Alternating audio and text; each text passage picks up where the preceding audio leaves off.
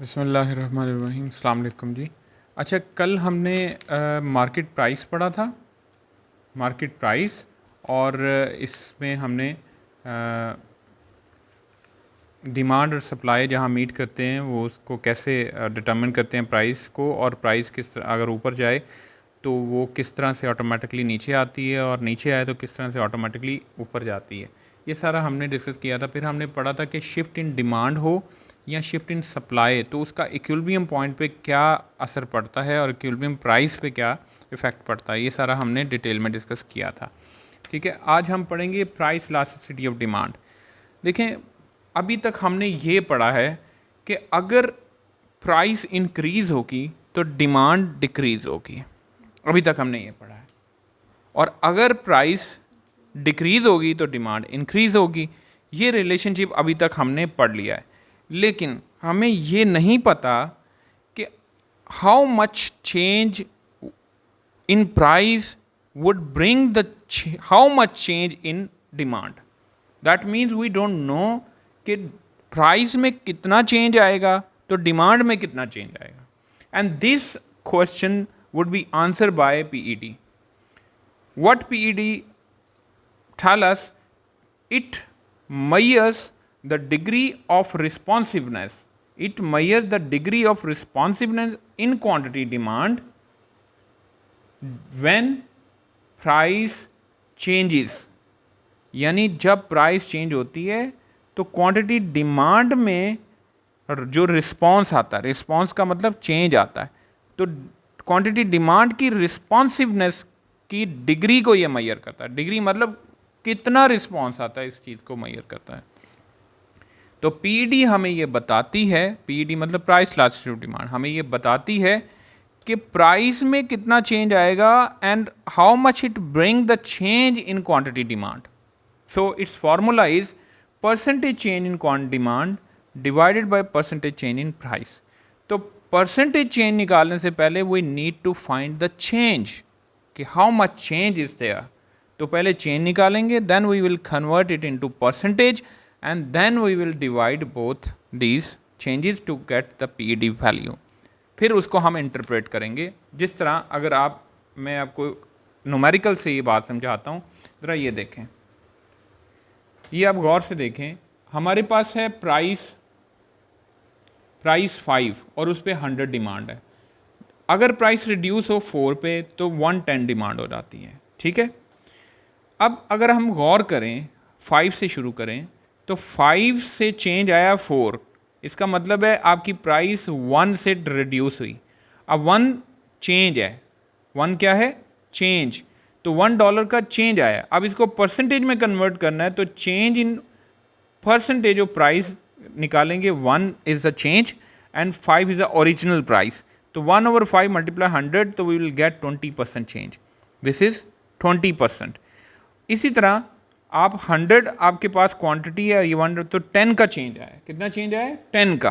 तो इसको परसेंटेज में कन्वर्ट करने के लिए हम 10 को, चेंज को यानी ऊपर रखेंगे और ओरिजिनल को नीचे रखेंगे और 100 से मल्टीप्लाई कर देंगे। 100 इज़ द परसेंटेज, तो परसेंटेज से मल्टीप्लाई कर देंगे तो ये आपके पास 10% आंसर आ जाएगा।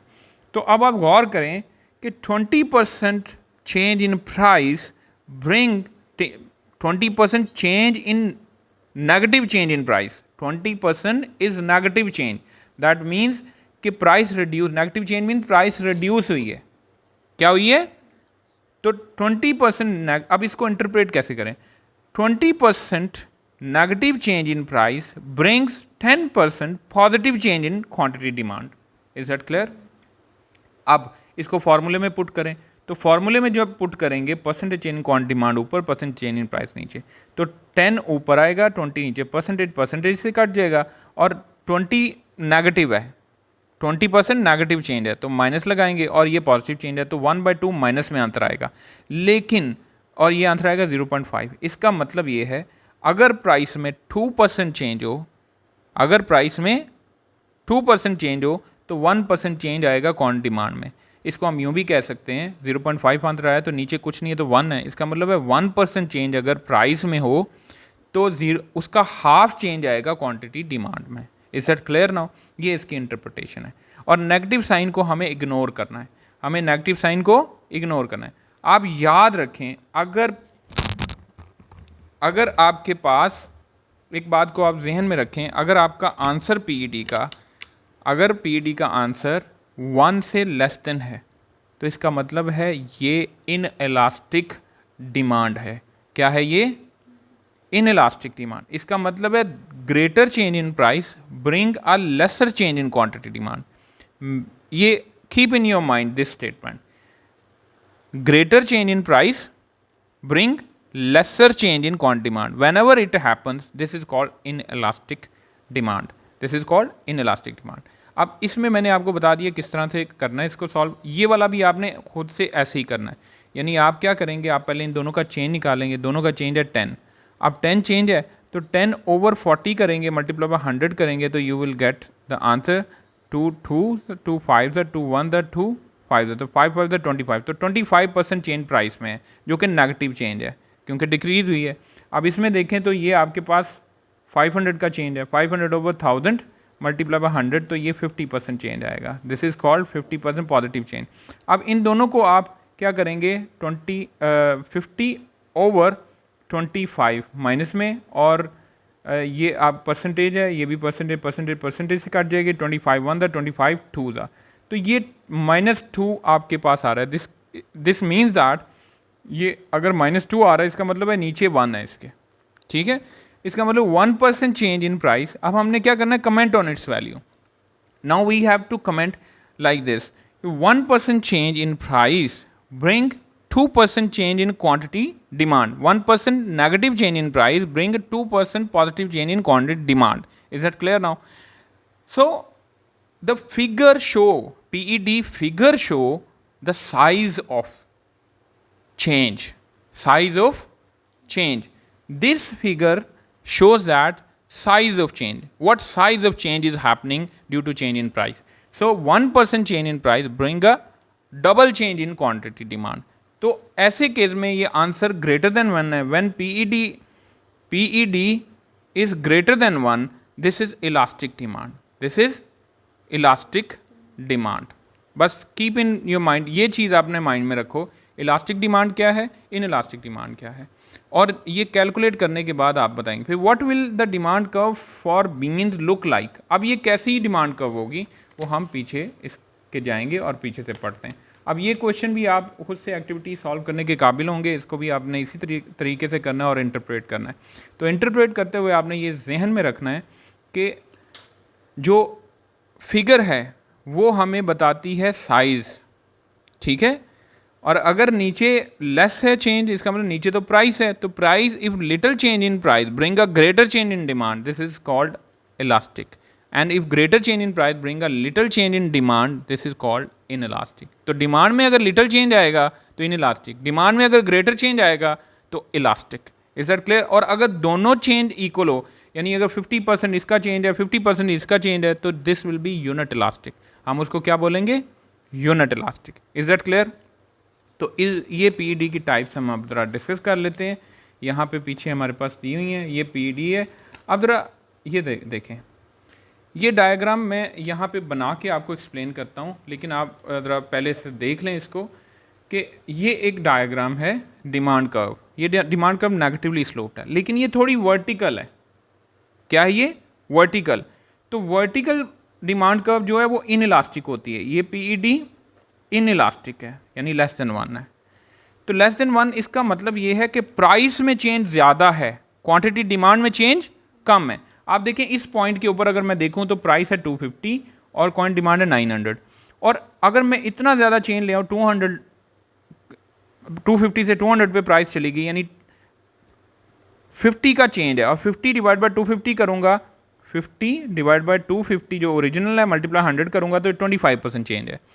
और ये जब नीचे आएगी तो ये देखें डिमांड में सिर्फ कितना चेंज है, डिमांड में जस्ट 100 का चेंज है। तो 100 डिवाइड बाय 900 मल्टीप्लाई बाय 100 करूँगा तो ये तकरीबन 9% चेंज आएगा, तकरीबन 9% के करीब चेंज आएगा।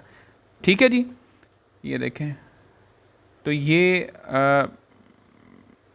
11% सॉरी चेंज, ऑलमोस्ट 11% चेंज। तो 25% चेंज ज़्यादा होता है, 11% कम, यानी ग्रेटर चेंज इन प्राइस है, लिटिल चेंज इन डिमांड है। तो ये इन इलास्टिक डिमांड कर्व है, इसलिए थोड़ी वर्टिकल है। याद रखें, इसको बनाने का सिंपल सा तरीका है, वो देखें मार्क, ये देखें, आपने क्या करना है, यूँ ये ड्रॉ किया आपने, सिंपल ये लाइन ड्रॉ कर दी, ये वर्टिकल थोड़ी सी। अब आप इसके ऊपर ये देखेंगे, ये प्राइस है, ये डिमांड है, ठीक है, क्वांटिटी डिमांड। अब आप बड़ा चेंज ले आए प्राइस में, यानी प्राइस को डाउनवर्ड या अपवर्ड शिफ्ट करें, लेकिन बड़ा चेंज होना चाहिए। आप देखें ये बड़ा चेंज है, लेकिन आप देखें क्वांटिटी डिमांड में सिर्फ इतना सा चेंज है, क्वांटिटी डिमांड इंक्रीज हो रही है लेकिन लिटिल क्वांटिटी से हो रही है। This is called PED less than 1, ठीक है, इसको हम इन इलास्टिक PED भी बोलते हैं, ठीक है जी। इसका मतलब है इसमें ग्रेटर परसेंटेज है, मैं यहाँ लिख रहा हूँ little change in price, sorry little नहीं, greater change in price, greater change in price bring lesser change in demand, ठीक है जी। तो अब इसको मैं और समराइज कर देता हूँ, परसेंटेज चेंज, ये चेंज का साइन है, इन price is greater than percentage change in quantity demand. ये लें जी, मैंने वर्ड्स को जो है वो न्यूमेरिकल फॉर्म में लिख दिया, ठीक है। अब आप इसको वर्ड्स को एलैबोरेट कर देंगे। अब इलास्टिक के केस में क्या होता है, अब जरा गौर से देखें, इलास्टिक के केस में ये थोड़ी सी फ्लैट होती है, यूँ ऐसे होती है, ठीक है, समझ में आ गई बात। अब इसमें क्या होगा, ये से प्राइस है, ये प्राइस है, ये क्वांटिटी डिमांड है। अब प्राइस में चेंज थोड़ा लेके आएँ, आप थोड़ा चेंज लाएँ, लेकिन डिमांड में देखें कितना चेंज आ रहा है, यानी इस पॉइंट से हम इस पॉइंट पे गए हैं, तो साथ ही प्राइस में फॉल देखें कितना कम है, ये P1 हुई, और क्वांटिटी डिमांड कितने ज़्यादा से बढ़ गई है। तो इधर हम क्या कहेंगे, इधर हम कहेंगे percentage change in price is less than percentage change in quantity demand, तो that case will be elastic demand. ये आपकी इलास्टिक डिमांड होगी, क्या होगी, elastic demand. Is that clear. और ये आपकी इन इलास्टिक डिमांड होगी, इन इलास्टिक। अब तीसरी रहेगी यूनिट इलास्टिक। अब यूनिट इलास्टिक को भी देख लें ज़रा गौर से, ये देखें, ये आपकी डायग्राम, ये वाई एक्सिस, ये एक्स एक्सिस। अब इधर क्वांटिटी डिमांड है, इधर प्राइस है। अब इसको आपने क्या करना है, ये दोनों की, ये ज़ीरो से इधर तक जितनी लेंथ है वही इधर तक होनी चाहिए। मैंने थोड़ी ज़्यादा कर दी है, लेकिन आपकी सेम होनी चाहिए। फिर आपने इसके कॉर्नर को इसके कॉर्नर पे रख के एक स्केल सीधा बिल्कुल यूँ ऐसे ड्रॉ कर देना है, ठीक है, समझ में आ गई बात। टच नहीं करना चाहिए इसको, लेकिन यूँ ऐसे सीधा बना देना है। अब ज़रा आप देखें कि आपसे प्राइस में चेंज लाते हैं, ये प्राइस है, ये आपके पास क्वांटिटी डिमांड है। अब आप प्राइस में चेंज जो लेकर आ रहे हैं, देखें उतना चेंज ही क्वांटिटी डिमांड में आ रहा है। ये प्राइस में चेंज देखें, ये P1 हो गया, ये क्वांटिटी D1 हो गया, और ये फॉल हुई है प्राइस, ये एक्सटेंड हुई। तो देखें एरो का साइज़ देख लें, आपको पता चल जाएगा कि ये इक्वल चेंज है, यानी percentage change in price is equal to percentage change in quantity demand. और जब न्यूमरेटर से 20% है और डिनोमिनेटर भी 20% होगा, तो answer will be equal to 1। तो that means PED will be equal to 1। इस केस में ये PED इक्वल टू 1 है, इस केस में PED लेस देन 1 है, और इस केस में PED मोर देन 1 है। यानी न्यूमरेटर जब बड़ा होगा, न्यूमरेटर में कौन डिमांड है वो बड़ी होगी, तो वो PED ग्रेटर देन 1 होगा। जब न्यूमरेटर छोटा होगा, यानी कौन डिमांड में चेंज कम आएगा, तो वो लेस देन 1 होगा। और जब दोनों इक्वल होंगे तो आंसर इक्वल टू 1 आएगा। ये तीनों केस हैं। अब हम जो इम्पॉर्टेंट इसमें बात है कि कौन सी गुड्स हैं जिनकी डिमांड इलास्टिक होती है और कौन सी गुड्स हैं जिनकी डिमांड इन इलास्टिक होती है। इस क्वेश्चन को हम नॉर्मली पेपर में पूछता है, what are the determinants of PED, what are the factors that determine that which goods are elastic and which are inelastic in nature। वो factors जो हैं जो determine करते हैं डिमांड आपकी इलास्टिक है या inelastic है, वो factors जो हैं वो ये वाले factors हैं। what affects PED, इनको हम determinant of PED भी बोलते हैं। तो सबसे पहले एक बात जहन में रखें, नंबर ऑफ सब्स्टिट्यूट। अगर किसी भी प्रोडक्ट का सब्स्टिट्यूट अवेलेबल है, if the product have close substitute then little change in its price bring a greater for if little change in price bring a greater change in demand। क्यों? जैसे कि आपको मैं बताऊं, कोक और Pepsi एक दूसरे का सब्स्टिट्यूट है। अगर कोक अपनी प्राइस को 100 से 110 कर देता है तो लोग क्या बाय करेंगे? लोग पेप्सी बाय करना शुरू कर देंगे और ग्रेटर अमाउंट से, हालांकि उसकी प्राइस में चेंज नहीं आया, लेकिन लिटिल चेंज इन प्राइस उसकी डिमांड कितनी ज़्यादा क्वांटिटी से फॉल हो जाएगी। तो जब भी किसी का क्लोज सब्स्टिट्यूट हो, अगर वो प्राइस में थोड़ा सा चेंज लाएगा, उसकी डिमांड बहुत ज़्यादा क्वांटिटी से कम हो जाएगी। लेकिन और बहुत सारी ऐसी चीज़ें जिनका क्लोज सब्स्टिट्यूट नहीं होता। सेम मैं अगर किसी स्टूडेंट को प्राइवेटली टीच कर रहा हूँ पिछले 1-2 साल से, तो उसके साथ जो अंडरस्टैंडिंग क्रिएट हो जाएगी वो किसी और के साथ नहीं वो क्रिएट हो सकती। तो अगर मैं थोड़ा सा अपनी फ़ी में चेंज लेकर आऊँगा तो they will not decrease the demand, they will not affect the demand, demand will not be affected। तो जहाँ पे गुड्स यूनिक इन नेचर होती हैं, उनका कोई क्लोज सब्स्टिट्यूट नहीं होता, वहाँ पे प्राइस में अगर चेंज आ भी जाए तो लोग डिमांड में चेंज नहीं लेके आते। जैसा पेट्रोलियम है, तो पेट्रोलियम प्रोडक्ट्स जो हैं वो उनका एक तो क्लोज सब्स्टिट्यूट, पेट्रोल का क्लोज सब्स्टिट्यूट ही नहीं है कोई, तो लोग मजबूर हैं कि उन्होंने पेट्रोल खरीदना ही खरीदना है। जैसा वापडा है, वापडा का क्लोज सब्स्टिट्यूट ही कोई नहीं है, तो हमें पता है कि हमें वापडा से बाय करना ही करना है। ये हो सकता है कि हम जो all the time AC use करते हैं वो हम थोड़ा सा कम कर दें, यानी इलेक्ट्रिसिटी की डिमांड को हम कम कर देंगे, लेकिन हम उसको बाय करना नहीं रुकेंगे। अगर वो प्राइस ग्रेटर क्वांटिटी से बढ़ा भी दें तो हम वो बाय करने पे मजबूर हैं। जिस तरह अभी पेट्रोल के हालात हैं, पेट्रोल 100 से 300 के करीब हो चुका है, लेकिन still people are bound to buy, लेकिन उतनी क्वांटिटी से वो बाय नहीं कर रहे जितनी क्वांटिटी से वो पहले बाय कर रहे थे।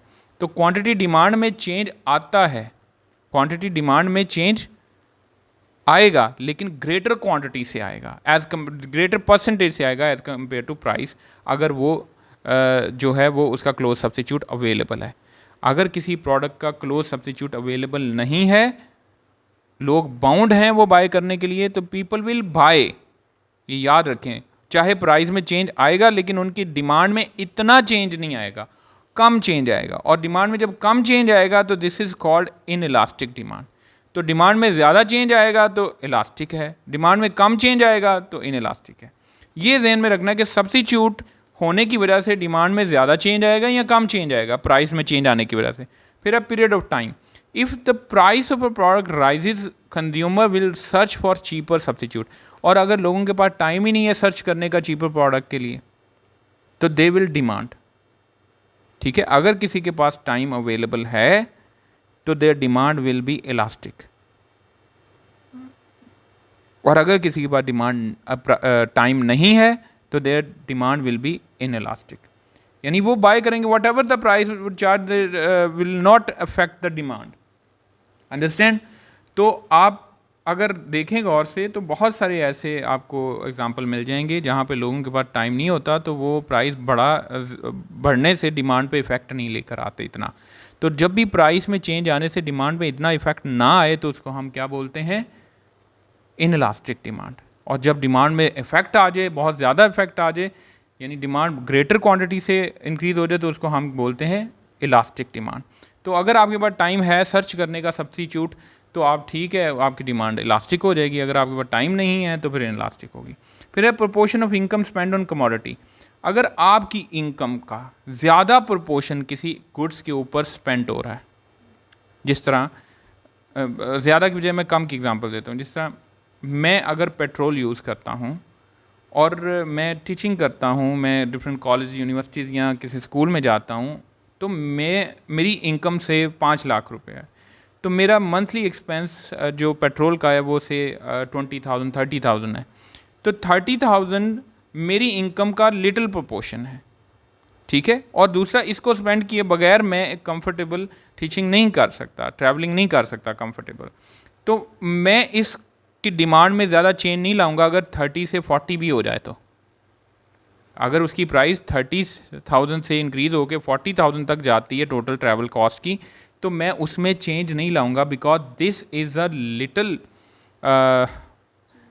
Little proportion of the income spend on petrol, ठीक है। अगर लिटल स्पेंड हो रहा है तो डिमांड में चेंज नहीं आएगा, लेकिन अगर आपकी कंपनी ट्रांसपोर्टेशन कंपनी है, आपका तो सारे का सारा मेजर एक्सपेंस ही पेट्रोल का है, तो आपकी तो इनकम का मेजर पोर्शन ही पेट्रोल पे खर्च होता है, तो आप तो बहुत ज़्यादा डिमांड में चेंज लेकर आ जाएंगे, या आप अपने एक्सपेंसेस, आप अपनी प्राइस को बढ़ा देंगे। तो आपने ये देखना है। इससे हम गाड़ियों की डिमांड की बात कर लेते हैं। तो गाड़ियों की डिमांड, आपको पता है गाड़ी तो ना सिर्फ इनकम का ग्रेटर प्रोपोर्शन होती है, बल्कि वो तो पूरी सेविंग को भी खा जाती हैं। आपकी सेविंग होती है, फिर जाके आप गाड़ी खरीदते हैं। तो अगर उसकी प्राइस में चेंज आता है, यानी वो डबल हो जाती है या 50% से बढ़ जाती है, तो लोगों की डिमांड में चेंज आएगा। ये ध्यान में रखें। लोग फिर क्या करेंगे? लोग डिमांड लेस करेंगे, तो डिमांड ग्रेटर क्वांटिटी से चेंज हो जाएगी अगर उनकी प्राइस पे। आप ज़रा गौर से सुने, the proportion of income spend on commodity, if the greater proportion of income spend on commodity, if the greater proportion of income spent on commodity, then people will buy less in case of rise in price. That means people will affect greatly by little change in price. ठीक है। तो जब demand greatly effect होता है, this is called elastic demand. और if the little change in, if the proportion of income spent on commodity, if the lesser proportion of income spent on commodity, पहले था the greater proportion of income, अब है lesser proportion of income spent on commodity, तो उसकी price में if the little change in price, if the greater change in price bring a little change in demand। समझ में आ गई बात? अगर आपकी इनकम का थोड़ा हिस्सा किसी चीज़ पे स्पेंड हो रहा है, तो उसकी प्राइस ऊपर नीचे होने से आपकी डिमांड पे कोई हाथ फ़र्क नहीं पड़ेगा। और जब कोई हाथ फ़र्क नहीं पड़ेगा तो फिर क्या होगा? वो क्या होगी? पीडी इनलास्टिक होगी, यानी आप डिमांड में चेंज ही नहीं इतना लेकर आ रहे। अब चौथी चीज़ भी आप समझ लें, वो है नेसेसिटी और लग्जरी। अगर लग्जरी है तो लग्जरी आइटम की डिमांड हमेशा इलास्टिक होती है और नेसेसिटी की इनलास्टिक, क्योंकि नेसेसिटी तो खरीदे बगैर आपका गुजारा नहीं। अगर उनकी प्राइस थोड़ी बहुत ऊपर नीचे होती है तो डिमांड में इतना चेंज नहीं आता। लग्जरी आइटम में आपकी प्राइस पे बहुत ज़्यादा डिमांड इफेक्ट होती है, यानी little change in price bring a greater change in demand in case of luxury. So keep in your mind. और लास्ट में ये आपके पास कुछ ऐसी दो और हैं, perfect elastic, perfectly price elastic, in elastic.